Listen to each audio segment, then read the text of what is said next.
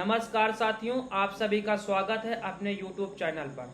आज हम अपने इस वीडियो पर बात करने वाले हैं चाणक्य के वह 7 प्लान जो अखंड भारत के निर्माण पर सहायक सिद्ध होते हैं।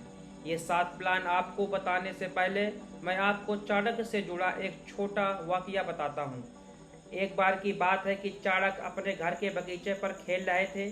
तभी वहाँ एक ज्योतिषी उनके घर पर आया और चाणक्य की जन्म पत्री देखकर बोला, माई तेरा लड़का तो राजमंत्री योग का स्वामी है।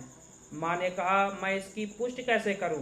तभी ज्योतिषी ने कहा कि आपको अपने पुत्र के दांत पर नागराज का चिन्ह मिल जाएगा। जब माँ ने देखा तो वह रोने लगी कि पुत्र, तू मुझे धन के लोभ पर छोड़कर चला जाएगा। चाणक्य ने एक पत्थर लिया और उस दांत को तोड़ दिया और कहा, माँ मैं आपको छोड़कर कहीं नहीं जाऊंगा। इससे एक बात तो सिद्ध हो जाती है कि चाणक्य को सत्ता व धन का लोभ नहीं था।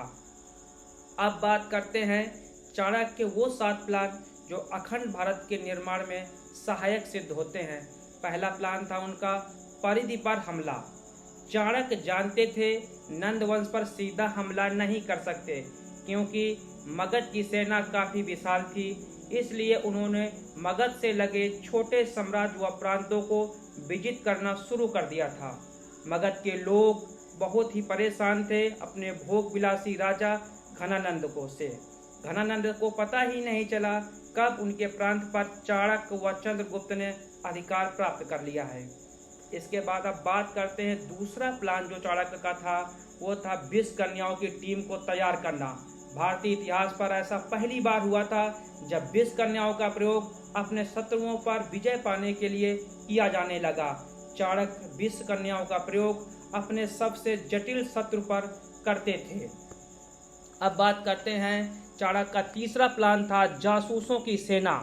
चाणक्य अपने अगले प्लान को जासूसों की टीम बनाई, क्योंकि मगध व अन्य प्रांतों की छोटी बड़ी जानकारी होना अति आवश्यक था। शत्रु की शक्ति व सामर्थ्य का आकलन किए बिना आप उस पर विजय नहीं प्राप्त कर सकते, ऐसा चाणक्य का मानना था। चाणक्य का जो चौथा प्लान था वो था build a high performance team. Chanakya जानते थे इस छोटी सी सेना से वह मगध पर विजय नहीं पा सकते। इस कारण से उन्होंने वात्सायन ऋषि का रूप धारण कर सत्संग व ज्ञान की चौपाल लगाने लगे और नंद वंश के खिलाफ अन्य व अत्याचारी विरोधों का स्वर बुलंद करने लगे।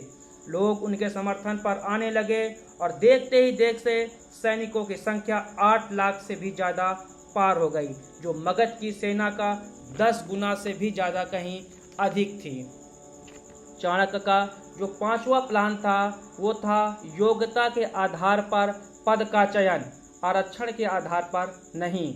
चाणक्य जब किसी व्यक्ति को कोई अहम पद देते थे तो उसकी योग्यता व काबिलियत के आधार पर देते थे, ना कि जाति धर्म के आधार पर, क्योंकि आचार्य चाणक्य आरक्षण के पक्षधर नहीं थे, वह योग्यता के केवल पक्षधर थे। अब बात करते हैं उनकी अगला जो प्लान था वो था छापामार युद्ध नीति। आचार्य चाणक्य छापामार युद्ध नीति का प्रयोग बड़ी ही चालाकी से करते थे।